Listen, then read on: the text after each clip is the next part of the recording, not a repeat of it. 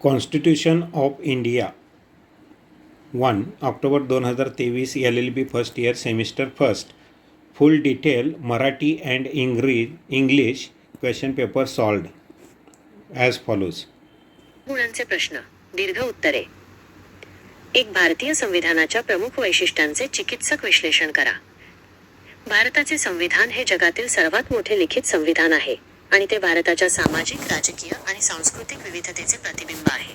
त्याच्या प्रमुख वैशिष्ट्यांचे विश्लेषण खालीलप्रमाणे करता येईल. संविधानाची प्रमुख वैशिष्ट्ये. सर्वात मोठे लिखित संविधान. लेंथिएस्ट रिटन कॉन्स्टिट्यूशन. हे जगातील सर्वात विस्तृत संविधान आहे.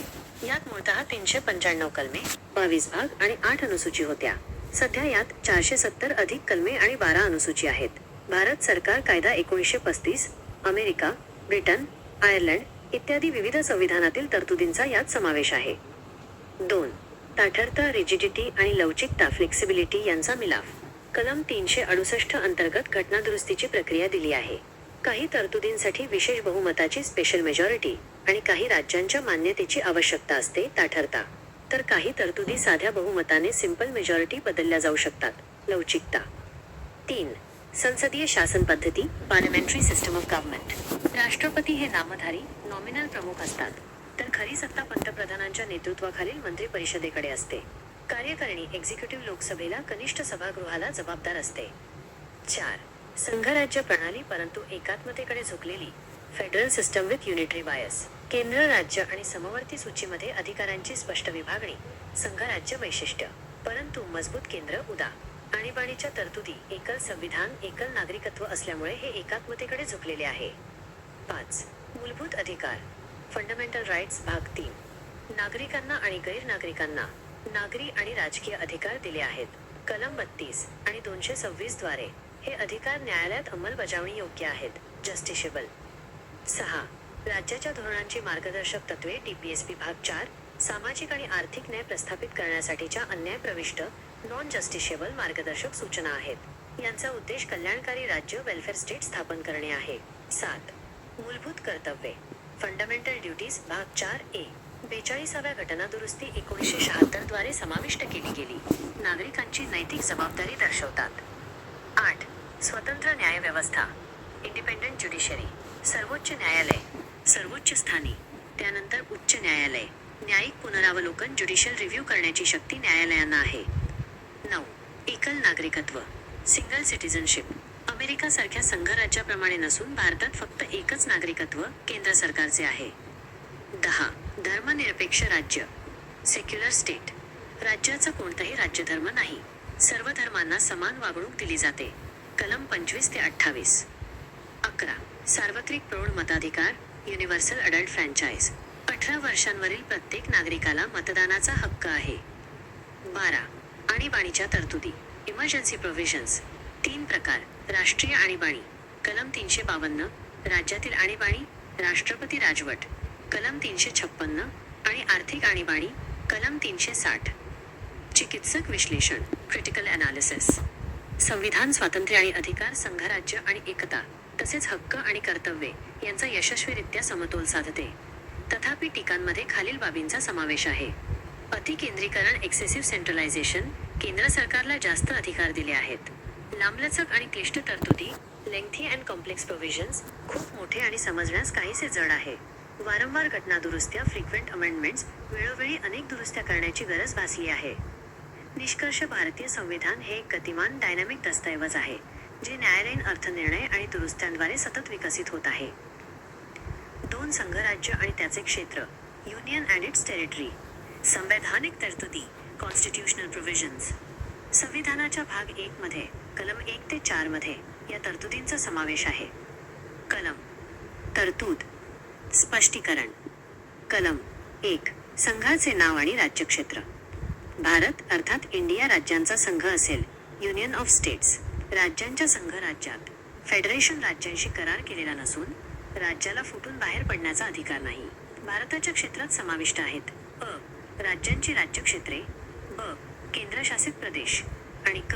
भारताने संपादित केलेली राज्यक्षेत्रे. कलम 2. नवीन राज्यांचे प्रवेश किंवा स्थापना. संसदेला नवीन राज्यांना संघ राज्यात दाखल करून घेण्याचा किंवा स्थापन करण्याचा अधिकार देतो. हे सध्या भारताच्या हद्दीत नसलेल्या प्रदेशांसाठी आहे. कलम 3. नवीन राज्यांची निर्मिती आणि विद्यमान राज्यांचे क्षेत्र, सीमा किंवा नावे बदलणे. संसदेला खालील अधिकार आहेत. नवीन राज्यांची निर्मिती करणे, कोणत्याही राज्याचे क्षेत्र वाढवणे किंवा कमी करणे, कोणत्याही राज्याच्या सीमा किंवा नावे बदलणे. या संदर्भात राष्ट्रपती संबंधित राज्य विधानमंडळाचा सल्ला घेतात, पण तो सल्ला बंधनकारक नसतो. कलम 4. कलम 2 व 3 अंतर्गत केलेले कायदे. कलम 2 आणि 3 अंतर्गत केलेले कायदे कलम 368 अंतर्गत घटना दुरुस्ती मानले जात नाहीत. ते संसदेच्या साध्या बहुमताने पास केले जाऊ शकतात. महत्त्व: एकता आणि अखंडता सुनिश्चित करते. राज्यांच्या पुनर्रचनेची लवचिकता. मुदा 1956 राज्य पुनर्रचना आयोग 2014 मध्ये तेलंगणा निर्मिती प्रदान करून राष्ट्रीय एकात्मता राखते. अविनाशी संघ. भारतात राज्ये अविनाशी नाहीत. संसद त्यांची सीमा बदलू शकते, परंतु संघ युनियन अविनाशी आहे. 3. भारताचे उपराष्ट्रपती. निवड, पात्रता, कार्ये पदावरून दूर करणे. भारताचे उपराष्ट्रपती हे देशातील दुसरे सर्वोच्च घटनात्मक पद आहे. निवड, इलेक्शन. उपराष्ट्रपतींची निवड संसदेच्या दोन्ही सभागृहांच्या लोकसभा आणि राज्यसभा सदस्यांचा समावेश असलेल्या निर्वाचित आणि नामनिर्देशित निवडणूक मंडळाद्वारे इलेक्टरल कॉलेज होते. निवडणूक एकल संक्रमणीय मताद्वारे प्रमाणशीर प्रतिनिधित्व या पद्धतीने घेतली जाते. 3. राष्ट्रपतींच्या निवडणुकीच्या विपरीत यात राज्यांचे आमदार सहभागी होत नाहीत. 2. पात्रता, क्वालिफिकेशन्स. उपराष्ट्रपती पदासाठी व्यक्ती खालीलप्रमाणे पात्र असावी. भारताचा नागरिक असावा. किमान 35 वर्षे वयाची पूर्तता केलेली असावी. राज्यसभेचा सदस्य म्हणून निवडून येण्यास पात्र असावा. कोणतेही लाभपद, ऑफिस ऑफ प्रॉफिट धारण करणारा नसावा. 3. कार्ये, फंक्शन्स. उपराष्ट्रपती खालील 2 प्रमुख कार्ये करतात. अ. राज्यसभेचे पदसिद्ध अध्यक्ष, ex officio chairman of Rajya Sabha. ते राज्यसभेच्या कामकाजाचे अध्यक्षस्थान भूषवतात. समान मतांच्या वेळी ते निर्णायक मत कास्टिंग वोट देऊ शकतात. ब. कार्यवाहू राष्ट्रपती, ॲक्ट्स ॲज प्रेसिडेंट. राष्ट्रपतींचा राजीनामा, मृत्यू, पदावरून दूर करणे किंवा अन्य कोणत्याही कारणामुळे पद रिक्त झाल्यास ते कार्यवाहू राष्ट्रपती म्हणून काम करतात. ते जास्तीत जास्त 6 महिन्यांपर्यंत कार्यवाहू राष्ट्रपती राहू शकतात. 4. पदावरून दूर करणे, रिमूव्हल. उपराष्ट्रपतींना खालील प्रक्रियेद्वारे पदावरून दूर केले जाऊ शकते.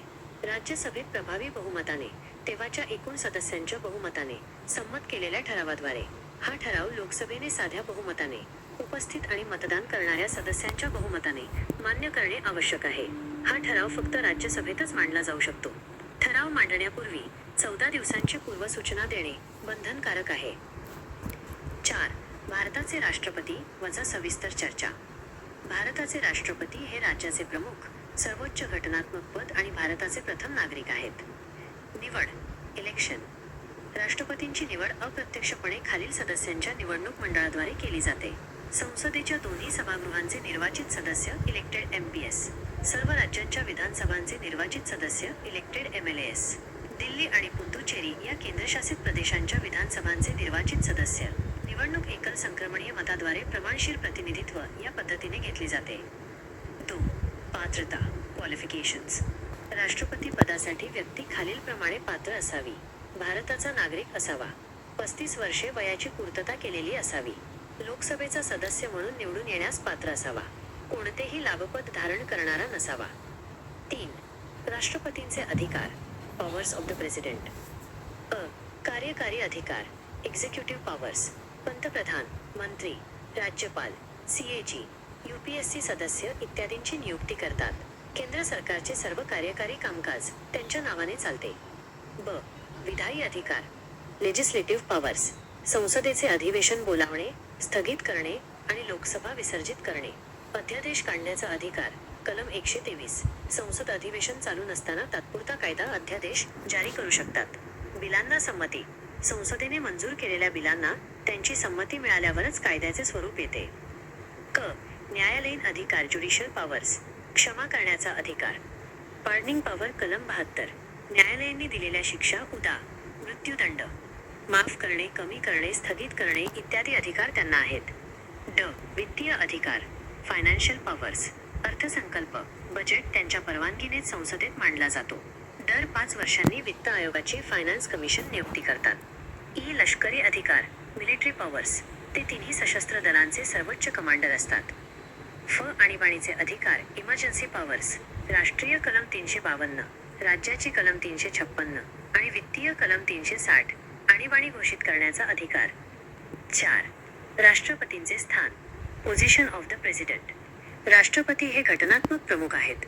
कलम 74(1) नुसार राष्ट्रपतींना त्यांच्या कार्यांमध्ये सल्ला आणि मदत करण्यासाठी पंतप्रधानांच्या नेतृत्वाखालील मंत्रिपरिषद असते. 42व्या आणि 44व्या घटनादुरुस्तीनुसार राष्ट्रपतींना मंत्रिपरिषदेच्या सल्ल्यानुसार कार्य करणे बंधनकारक आहे.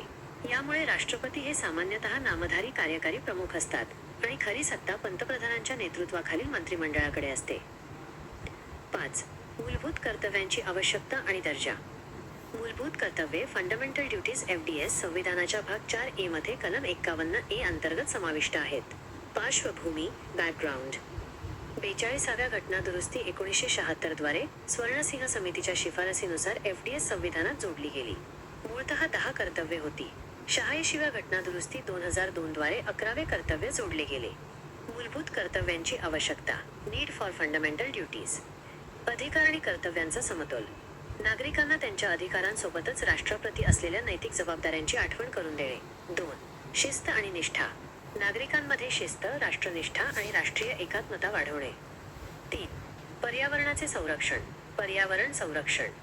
उदा. जंगल, नदी, वन्यजीव आणि वैज्ञानिक दृष्टिकोन विकसित करण्यास प्रोत्साहन देणे. 4. न्यायालयात उपयुक्तता. कायदे करताना संसदेला मार्गदर्शक तत्त्वे म्हणून मदत करणे आणि कायद्यांच्या घटनात्मकतेवर निर्णय घेताना न्यायालयांना मदत करणे. दर्जा, स्टेटस. मूलभूत कर्तव्यांचा दर्जा खालीलप्रमाणे आहे. अन्यायप्रविष्ट, नॉन जस्टिशेबल. मूलभूत कर्तव्ये अन्यायप्रविष्ट आहेत. त्यांच्या उल्लंघनासाठी थेट न्यायालयात शिक्षा केली जाऊ शकत नाही. 2. कायदेशीर अंमलबजावणी. संसद योग्य कायदा करून त्यांची अंमलबजावणी करू शकते. उदा. राष्ट्रीय मानचिन्हांचा अपमान प्रतिबंध कायदा 1971. 3. कायद्यासाठी मार्गदर्शक. मूलभूत कर्तव्ये हे कायदे बनवताना आणि मूलभूत अधिकारांवर घातलेल्या निर्बंधांची वाजवीपणा, रिझनेबलनेस तपासताना न्यायालयांसाठी मार्गदर्शक तत्त्वे म्हणून काम करतात. निष्कर्ष. मूलभूत कर्तव्ये संविधानाची जाणीव म्हणून कार्य करतात आणि नागरिकांना केवळ हक्कांचा उपभोग घेणारे न बनवता सक्रिय आणि जबाबदार नागरिक बनण्यास प्रोत्साहित करतात. 6. नागरिकत्वावर सविस्तर टीप. नागरिकत्व म्हणजे एखाद्या व्यक्तीचे राज्याचे पूर्ण सदस्यत्व, जे तिला हक्क आणि कर्तव्ये दोन्ही प्रदान करते. भारतीय नागरिकत्व संविधानाच्या भाग 2, कलम 5 ते 11 अंतर्गत समाविष्ट आहे. संविधानाच्या प्रारंभीचे नागरिकत्व. आर्टिकल्स 5 ते 8. संविधान लागू झाल्यावर 26 जानेवारी 1950 नागरिक कोण होते हे खालील कलमांनी निश्चित केले. कलम 5. ज्या व्यक्तीचे भारतात अधिवास डॉमिसाईल आहे आणि जी भारतात जन्मली किंवा तिचे पालक भारतात जन्मले किंवा 5 वर्षांपासून रहिवासी आहे. कलम 6. पाकिस्तानमधून भारतात स्थलांतरित झालेल्या व्यक्तींसाठी. कलम 7. भारतातून पाकिस्तानात जाऊन परत आलेल्या व्यक्तींसाठी. कलम 8. भारताबाहेर राहणाऱ्या भारतीय वंशाच्या व्यक्तींसाठी. 2. संसदेचा अधिकार. आर्टिकल 11. कलम 11 संसदेला नागरिकत्व संपादन आणि समाप्ती तसेच नागरिकत्वाशी संबंधित इतर सर्व बाबींवर कायदा करण्याचा अनन्य अधिकार देते. या अधिकाराचा वापर करून संसदेने नागरिकत्व कायदा 1955 लागू केला आहे. 3. नागरिकत्व मिळवण्याचे मार्ग. ॲक्विजिशन. नागरिकत्व कायदा 1955 नुसार नागरिकत्व मिळवण्याचे 5 मार्ग आहेत. 1. जन्मसिद्ध नागरिकत्व बाय बर्थ. 1 जुलै 1987 नंतर जन्माच्या वेळी आई वडील दोघांपैकी एक भारतीय नागरिक असावा लागतो. 2. वंशपरंपरागत नागरिकत्व बाय डिसेंट. परदेशात जन्मलेल्या व्यक्तीला जन्माच्या वेळी तिचे पालक भारतीय नागरिक असल्यास. 3. नोंदणीद्वारे बाय रजिस्ट्रेशन. भारतीय वंशाच्या व्यक्ती किंवा भारतीय नागरिकांशी विवाह केलेल्या व्यक्ती नोंदणीद्वारे नागरिकत्व मिळवू शकतात. 4. स्वाभाविकीकरण बाय नॅचरलायझेशन. विहित अटी पूर्ण केल्यानंतर अर्ज करून. 5. प्रदेशाच्या समावेशनाद्वारे बाय इनकॉर्पोरेशन ऑफ टेरिटरी. जर भारताने एखादा परदेशी प्रदेश ताब्यात घेतला तर त्या प्रदेशातील लोकांना नागरिकत्व दिले जाते. 4. नागरिकत्व गमावण्याचे मार्ग. लॉस. भारतीय नागरिकत्व 3 प्रकारे गमावले जाऊ शकते. 1. त्याग करणे बाय रिनन्सिएशन. स्वेच्छेने नागरिकत्वाचा त्याग करणे. 2. समाप्ती बाय टर्मिनेशन. जर एखाद्या नागरिकाने स्वेच्छेने दुसऱ्या देशाचे नागरिकत्व स्वीकारले तर भारतीय नागरिकत्व आपोआप संपुष्टात येते. कलम 9. 3. हिरावून घेणे बाय डिप्रिव्हेशन. फसवणूक किंवा संविधानाशी निष्ठा नसणे अशा परिस्थितीत सरकार सक्तीने नागरिकत्व काढून घेते. 5. एकल नागरिकत्व. Single citizenship. भारतात एकल नागरिकत्वाची पद्धत आहे, ज्यामुळे राष्ट्रीय एकता वाढीस लागते. 7. राज्यपाल वजा नियुक्ती, कार्यकाळ, अधिकार. राज्यपाल हे राज्याचे मुख्य कार्यकारी प्रमुख असतात. त्यांची दुहेरी भूमिका असते. ते राज्याचे घटनात्मक प्रमुख असतात आणि केंद्र व राज्य यांच्यातील दुवा म्हणूनही काम करतात. 1. नियुक्ती, अपॉइंटमेंट. राज्यपालांची निवडणुकीद्वारे न होता राष्ट्रपतींद्वारे त्यांच्या हाताखाली आणि मोहरबंद वॉरंटद्वारे नियुक्ती केली जाते. कलम 155. 2. कार्यकाळ, टर्म. राज्यपालांचा कार्यकाळ 5 वर्षांचा असतो. तथापि ते राष्ट्रपतींची मर्जी असेपर्यंत प्लेजर ऑफ द प्रेसिडेंट पद धारण करतात. राष्ट्रपती त्यांना कधीही पदावरून दूर करू शकतात. 3. पात्रता, क्वालिफिकेशन्स. राज्यपाल पदासाठी व्यक्ती खालीलप्रमाणे पात्र असावी. भारताचा नागरिक असावा. 35 वर्षांपेक्षा जास्त वयाची असावी. 4. राज्यपालांचे अधिकार, पॉवर्स. कार्यकारी अधिकार, एक्झिक्युटिव्ह पॉवर्स. नियुक्ती, मुख्यमंत्री, मंत्री आणि राज्याच्या महाधिवक्त्याची ॲडव्होकेट जनरल नियुक्ती करतात. राज्याच्या सर्व कार्यकारी कृती त्यांच्या नावाने चालतात. विधायी अधिकार, लेजिस्लेटिव्ह पॉवर्स. राज्य विधानमंडळाचे अधिवेशन बोलावणे आणि विधानसभेचे विसर्जन करणे. बिलांना संमती. विधानमंडळाने मंजूर केलेल्या बिलांना त्यांची संमती आवश्यक असते. अध्यादेश काढण्याचा अधिकार, कलम 213. विधानमंडळ अधिवेशन चालू नसताना अध्यादेश जारी करू शकतात. बिलांचे आरक्षण, रिझर्वेशन ऑफ बिल्स. राज्याच्या कायद्याचे स्वरूप प्राप्त होणाऱ्या बिलांना ते राष्ट्रपतींच्या विचारार्थ राखून ठेवू शकतात. न्यायालयीन अधिकार, ज्युडिशियल पॉवर्स. क्षमा करण्याचा अधिकार, कलम 161. राज्याच्या कायद्यांविरुद्धच्या गुन्ह्यांसाठी शिक्षा माफ करणे, कमी करणे, स्थगित करणे. अधिकार, मृत्यूदंड माफ करण्याचा अधिकार नाही.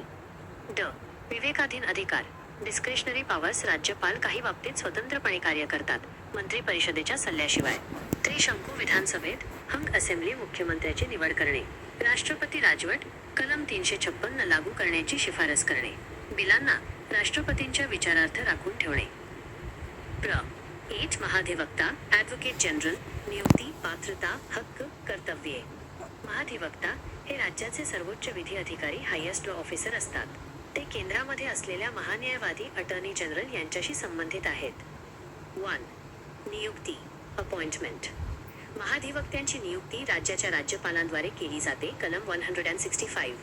ते राज्यपालांची मर्जी असेपर्यंत पद धारण करतात. 2. पात्रता, qualification.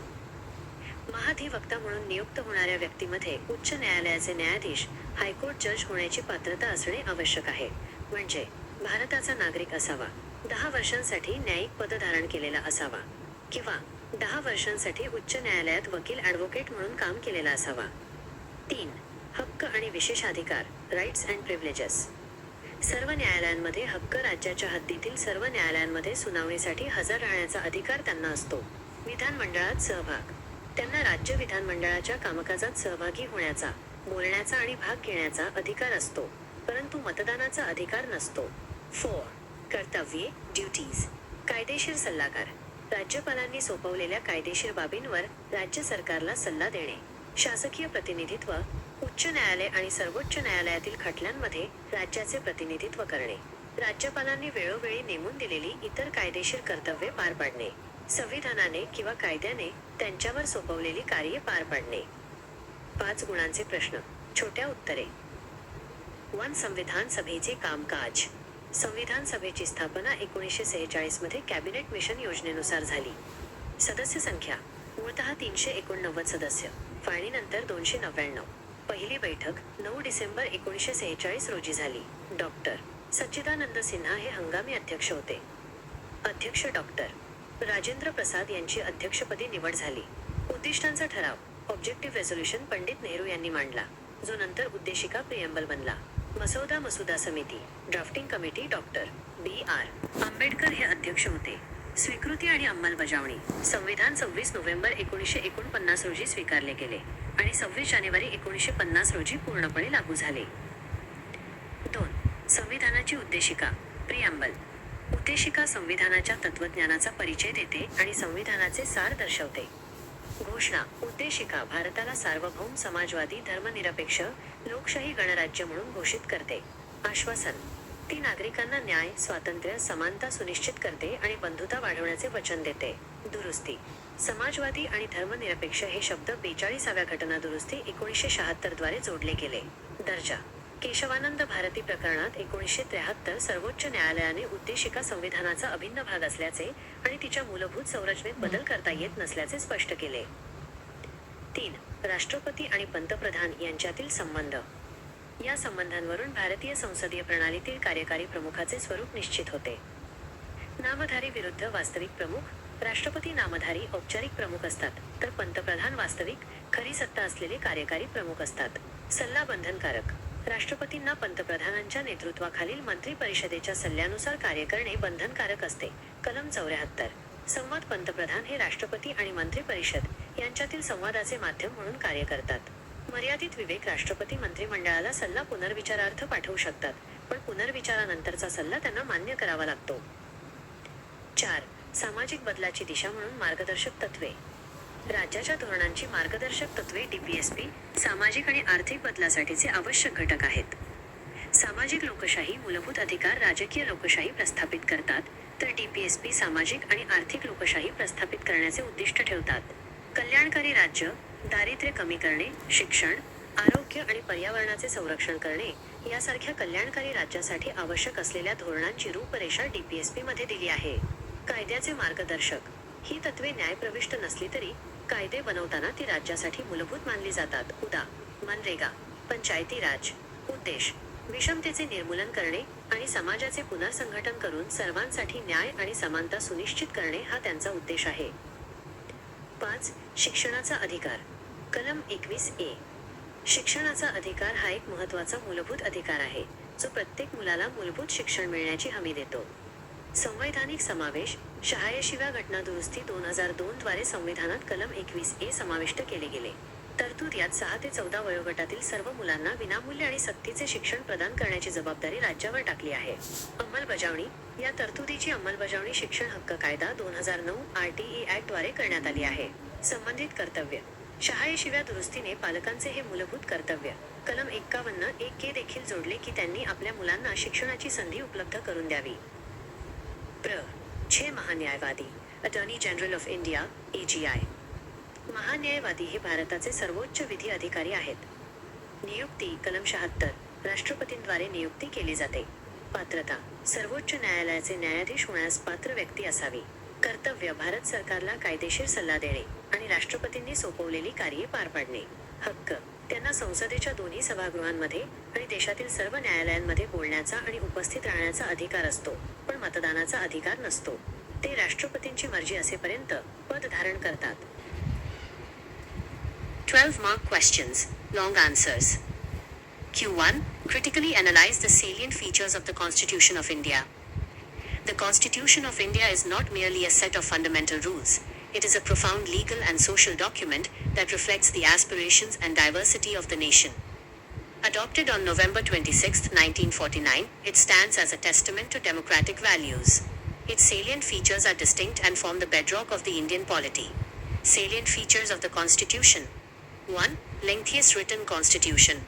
It is the longest written constitution in the world, originally containing 395 articles, 22 parts, and 8 schedules. Currently, it has over 470 plus articles and 12 schedules.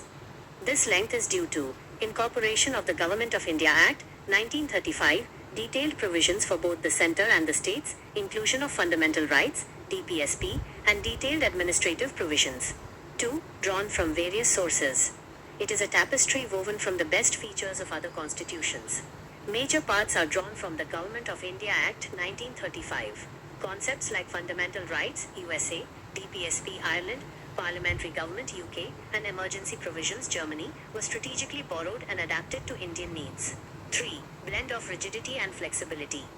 The Constitution is neither purely rigid, like the US, nor purely flexible, like the UK. Article 368 provides 2 methods of amendment. A. Special majority, 2/3 present and voting, plus a majority of total membership, and B. Special majority plus ratification by half of the state legislatures. Some provisions can be amended by a simple majority of parliament, making it flexible. 4. Federal system with unitary bias. Federal features include division of powers, union state, concurrent lists, written constitution, supremacy of the constitution, An independent judiciary. Unitary's non-federal features include a strong center, single citizenship, single constitution, flexibility of the constitution, integrated judiciary, and emergency provisions. This blend makes India a quasi-federal state. 5. Parliamentary system of government. India follows the Westminster model. The president is the nominal de jure head, while the prime minister heading the council of ministers is the real de facto executive. The executive is responsible to the legislature, Lok Sabha. 6. Fundamental rights, Part 3. Guarantees 6 categories of civil and political rights to all people, such as the right to equality, right to freedom, etc. They are justiciable, meaning a person can move to Supreme Court, Art 32, or High Courts, Art 226, for their enforcement. 7. Directive Principles of State Policy, Part 4. These are non-justiciable guidelines for the state to be kept in mind while formulating laws and policies. Their goal is to establish a welfare state and promote social and economic democracy. 8. Independent and integrated judiciary. The judiciary is independent of the executive and the legislature. It is integrated with the Supreme Court at the apex, followed by the high courts and subordinate courts. It is vested with the power of judicial review, the power to examine the constitutionality of legislative enactments and executive orders. 9. Secular state. The preamble was amended in 1976, 42nd Amendment, to include the term secular. The Constitution grants equal respect and protection to all religions, Articles 25 to 28. The state does not uphold any religion as the official religion. Critical analysis. While the Constitution is highly acclaimed, it faces certain criticisms. Excessive centralization. The extensive use of the term union, the flexibility in creating new states, Art 3, and the overwhelming power of the center during emergencies have led critics to argue it is more unitary than federal. Length and complexity. Its massive size and intricate administrative details often make it less accessible and subject to multiple interpretations. Borrowed character. It is sometimes called a pastiche, or a bag of borrowings, though it is more accurately an adapted document reflecting a unique blend of global best practices tailored for India. Frequent amendments. The number of constitutional amendments, over 100, suggests it is not entirely a perfect document and requires continuous revision. Conclusion. The Indian Constitution is a dynamic and living document. It successfully balances the demands of a large, diverse nation by blending core principles like liberty with social justice, federalism with national unity, and fundamental rights with corresponding duties. Its enduring success lies in its capacity to evolve through judicial interpretation and the amending process, maintaining its relevance in changing times. Q2 Union and its territory.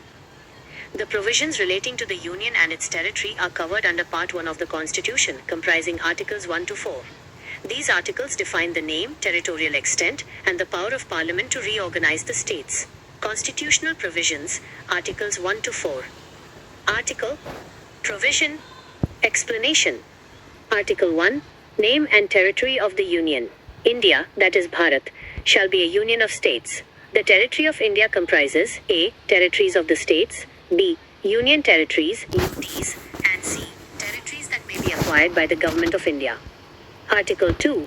Admission or establishment of new states empowers Parliament to admit into the Union or establish new states on such terms and conditions as it thinks fit. This applies to the admission of states that are not already part of the Union of India. Article 3. Formation of new states and alteration of areas, boundaries, or names of existing states empowers Parliament to A. Form a new state by separation of territory or by uniting two or more states' parts. B. Increase or diminish the area of any state. C. Alter the boundaries or name of any state. Consultation. A bill under Article 3 requires a prior recommendation from the President, and the affected state legislature must be consulted, but its opinion is not binding on Parliament. Article 4. Laws made under Articles 2 and 3 declares that laws made for the admission, Article 2, or reorganization, Article 3 of states are not to be considered amendments of the Constitution under Article 368. They can be passed by a simple majority of Parliament. India as a union of states. The Constitution deliberately uses the phrase Union of States instead of Federation of States for two key reasons. 1. The Indian Federation is not the result of an agreement among the states, unlike the US Federation. 2. The states have no right to secede from the Union. The Union is indestructible. Importance of these provisions. 1. Ensuring unity and integrity. The power of Parliament to alter state boundaries and names. 3. Ensures that regional demands can be accommodated within the existing framework without challenging the national unity. 2. Flexibility for reorganization. These provisions provide the necessary flexibility for the government to reorganize the political map of India as per administrative, linguistic, and cultural needs. A major example is the States Reorganization Act, 1956, which created 14 states and 6 UTs on a linguistic basis, and the subsequent formation of states like Telangana 2014, and the UTs of Ladakh and J and K 2019. 3. Indestructible union. While the states themselves are destructible, Parliament can change their borders' names. The Union of India is indestructible. This is a core unitary feature. Q. 3. Vice President of India. Election, qualification, functions, removal. The Vice President of India is the second highest constitutional office in the country, modeled on the lines of the American Vice President. The office is covered under Article 63 to 71 of the Constitution. 1. Election, Article 66. The Vice President is indirectly elected by an electoral college consisting of all members elected and nominated of both houses of Parliament, Lok Sabha and Rajya Sabha. Note, unlike the presidential election, state legislative assembly members are not part of this college. The election is held in accordance with the system of proportional representation by means of the single transferable vote and is conducted by a secret ballot. 2. Qualifications, Article 66(3). To be eligible for the office of Vice President, a person must be a citizen of India, have completed 35 years of age, be qualified for election as a member of the Rajya Sabha, must not hold any office of profit under the union, state or any local authority. 3. Functions, Articles 64 and 65. The Vice President performs two main roles. A. Ex officio Chairman of Rajya Sabha, Article 64. He presides over the meetings of the Rajya Sabha, Council of States. He performs all the functions of the presiding officer, such as maintaining order, interpreting rules and adjourning the House. Like the Speaker, he does not vote in the first instance, but has a casting vote in case of a tie. B. Acting President, Article 65. He acts as the President when the office becomes vacant due to resignation, removal, death or otherwise. He can act as President for a maximum period of 6 months, within which a new President must be elected. He discharges the functions of the President when the latter is unable to perform his duties due to absence, illness or any other cause. Note, while acting as President, he does not perform the duties of the Chairman of the Rajya Sabha. 4. Removal, Article 67. The Vice President can be removed from office by a formal process. He can be removed by a resolution of the Rajya Sabha passed by an absolute majority of the then total members of the House. This resolution must be agreed to by the Lok Sabha by a simple majority of members present and voting. The resolution can only be initiated in the Rajya Sabha. A 14 days advance notice must be given to the Vice President before the resolution is moved. No ground is mentioned in the Constitution for his removal. Q4 President of India, detailed discussion. The President of India is the head of the state, the highest constitutional office and the first citizen of India. The President acts as the symbol of unity, integrity and solidarity of the nation. 1. Election, Article 54. The President is indirectly elected by an electoral college consisting of the elected members of both houses of Parliament, Lok Sabha and Rajya Sabha, the elected members of the legislative assemblies of the states, MLAs, the elected members of the legislative assemblies of the Union Territories of Delhi and Puducherry, added by the 70th Amendment Act. The election follows the system of proportional representation by means of single transferable vote, ensuring parity between the states and the centre. 2. Qualifications, Article 58. To be elected as President, a person must be a citizen of India, have completed 35 years of age, be qualified for election as a member of the Lok Sabha, must not hold any office of profit. 3. Powers of the President. The President is vested with vast powers, broadly categorized as A. Executive powers. Appointments. Appoints the Prime Minister and other ministers, the Attorney General, the Comptroller and Auditor General (CAG), Chief Election Commissioner, governors, ambassadors and members of UPSC. Administration. All executive actions of the Government of India are formally taken in his name. B. Legislative powers. Summoning. Can summon and prorogue the sessions of Parliament and dissolve the Lok Sabha. Address. addresses the joint session of Parliament at the commencement of the first session after each general election and the first session of each year. Assent to bills. A bill passed by both houses becomes an act only after the President gives his assent. He has veto powers, absolute suspensive pocket. Ordinance making power. Article 123. Can promulgate ordinances when Parliament is not in session. An ordinance has the same force as an act of Parliament, but ceases to operate 6 weeks after Parliament reassembles unless approved earlier. See Judicial powers. Pardoning power. Article 72.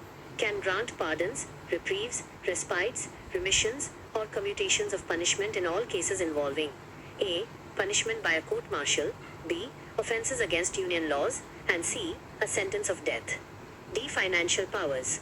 Money bill. A money bill can be introduced in Parliament only with his prior recommendation.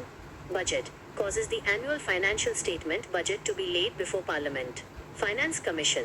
Appoints the Finance Commission every 5 years. E. Emergency powers. Part 18. National emergency. Article 352. Due to war, external aggression, or armed rebellion. President's rule. Article 356. Imposed in a state due to the failure of the constitutional machinery. Financial emergency.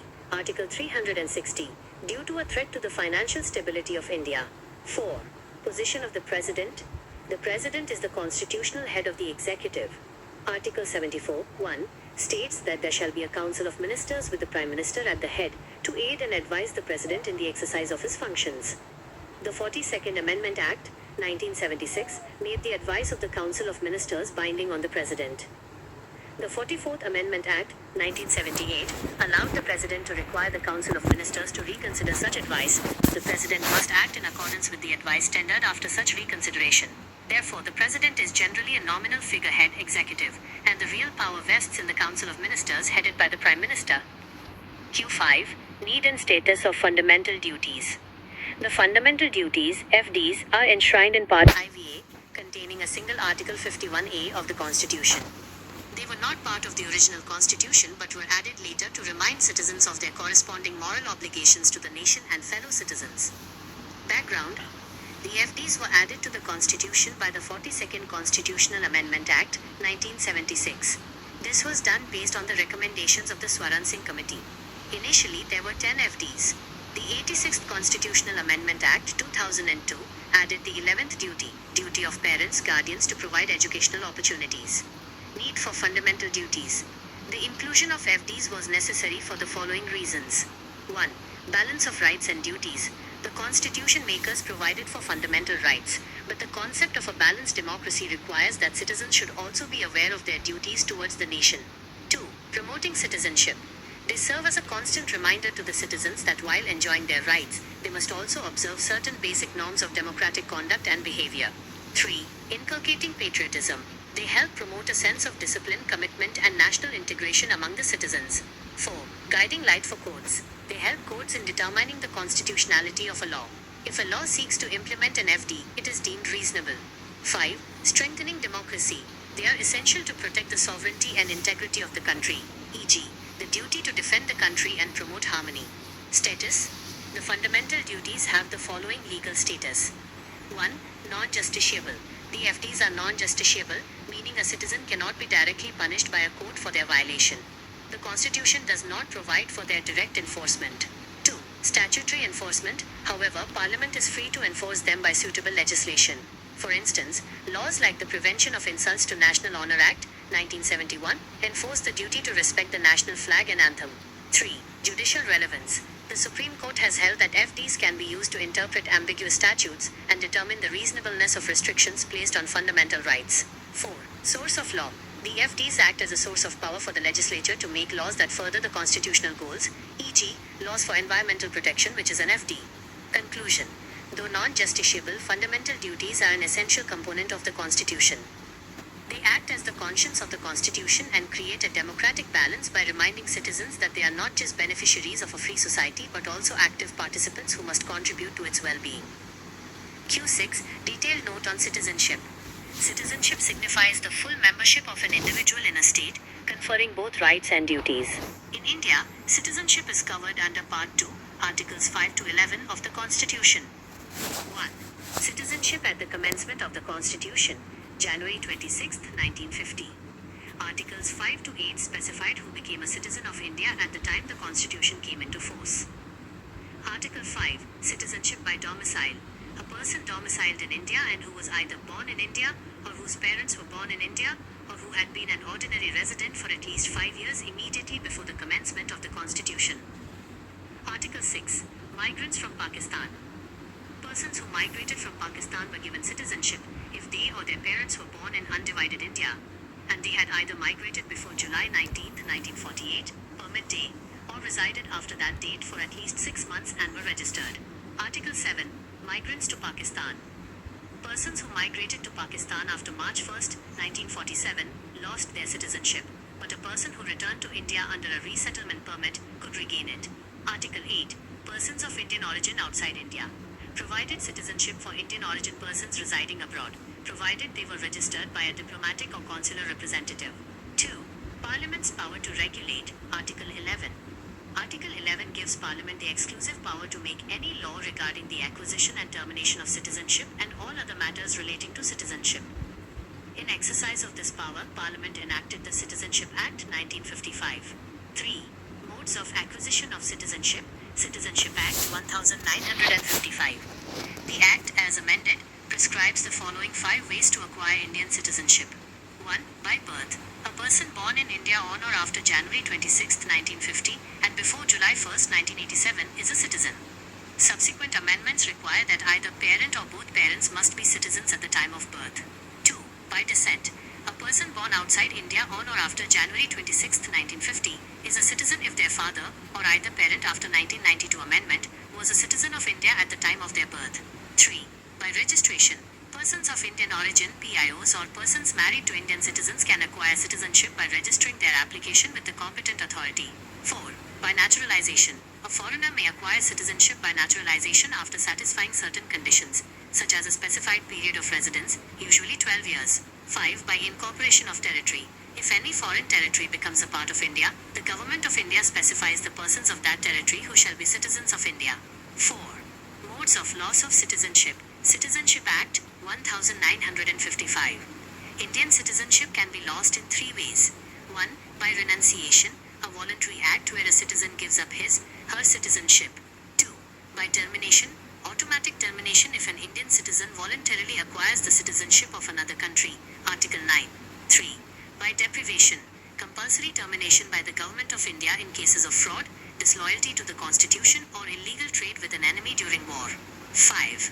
Single citizenship. India follows the system of single citizenship of the Union only. Unlike the USA, where a person is a citizen of both the country and the state, an Indian citizen is only a citizen of India.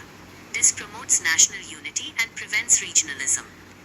Q7 Governor Appointment Term Powers.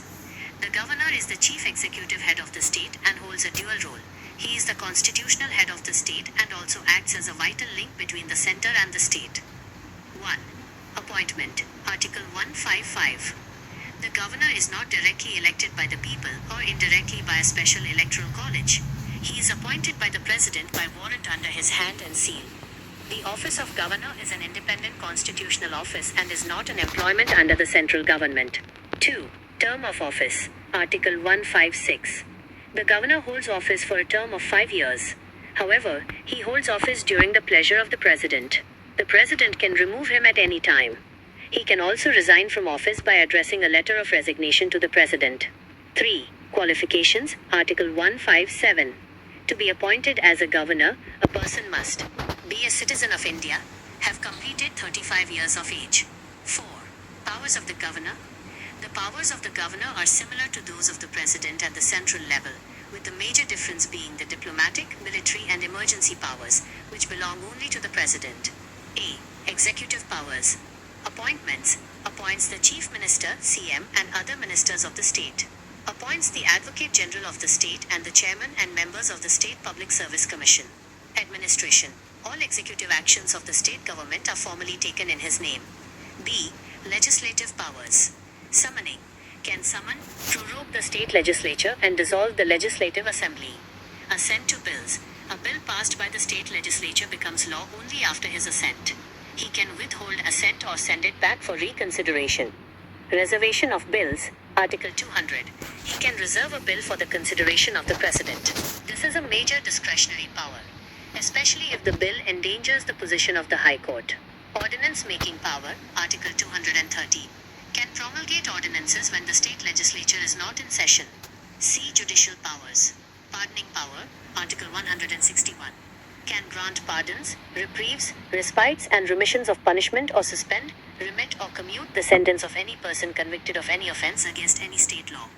Unlike the President, he cannot pardon a death sentence or a court-martial sentence. D. Discretionary powers. The Governor is expected to act on the aid and advice of the Council of Ministers, Art 163. However, in certain matters he acts independently using his discretion. Appointing the Chief Minister when there is a hung assembly, no clear majority.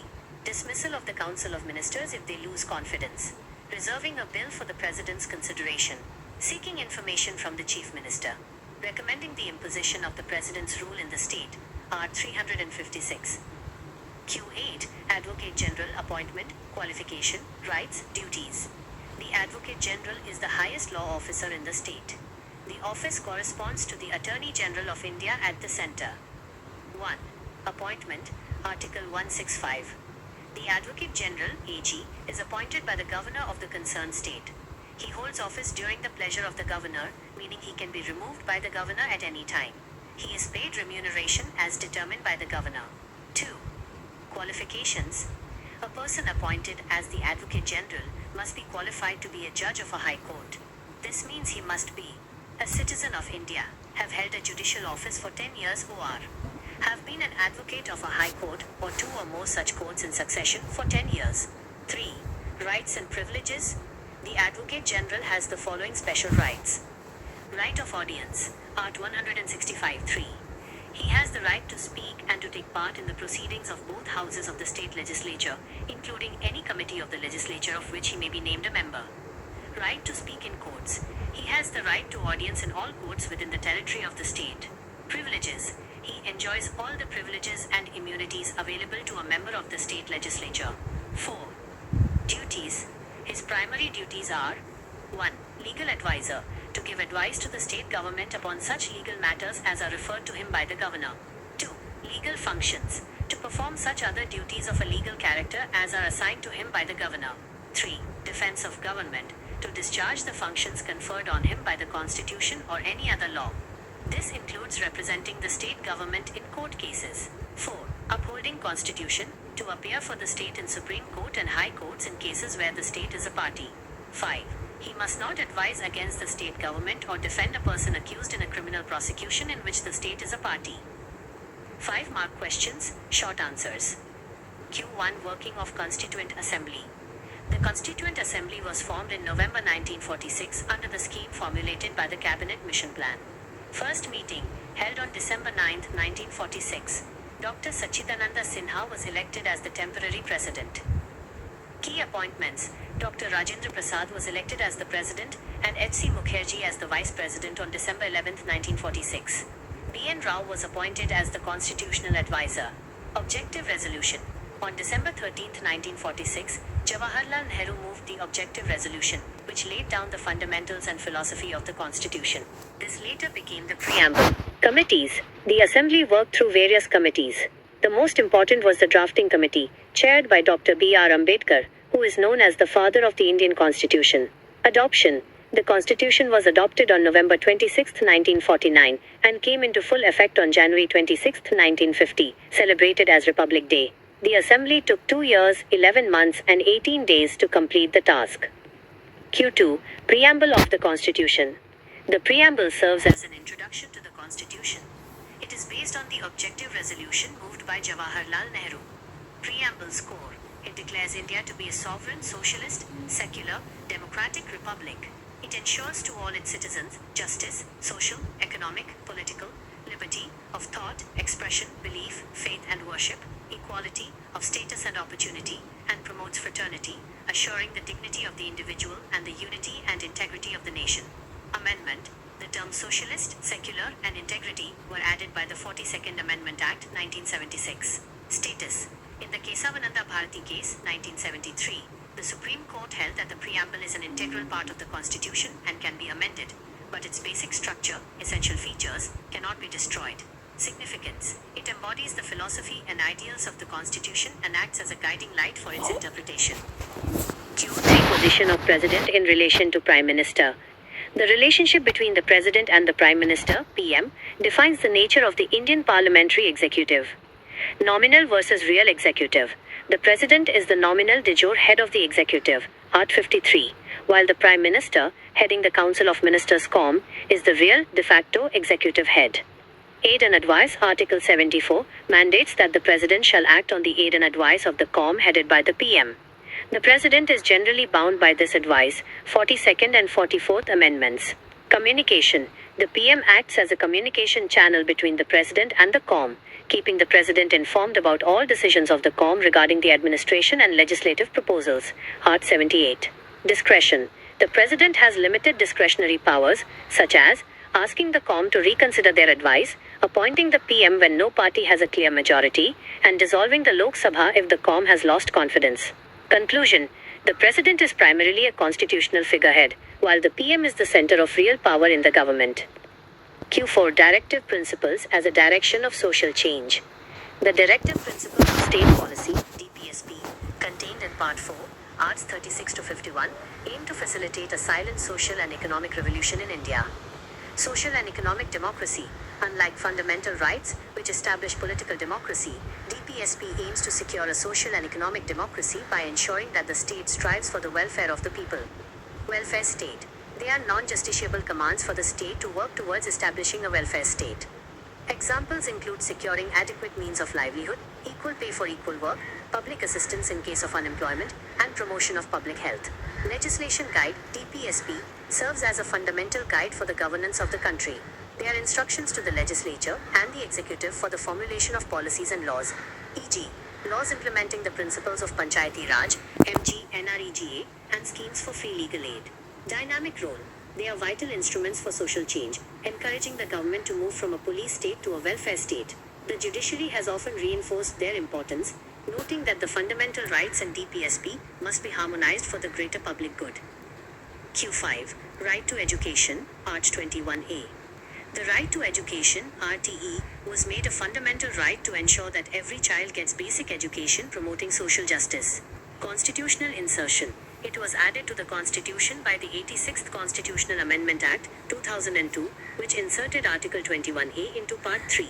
Provision. Article 21A declares that the state shall provide free and compulsory education to all children in the age group of 6 to 14 years, in such manner as the state may by law determine. Enforcement. This constitutional provision was enforced through the enactment of the Right of Children to Free and Compulsory Education Act, 2009, RTE Act. Related duty.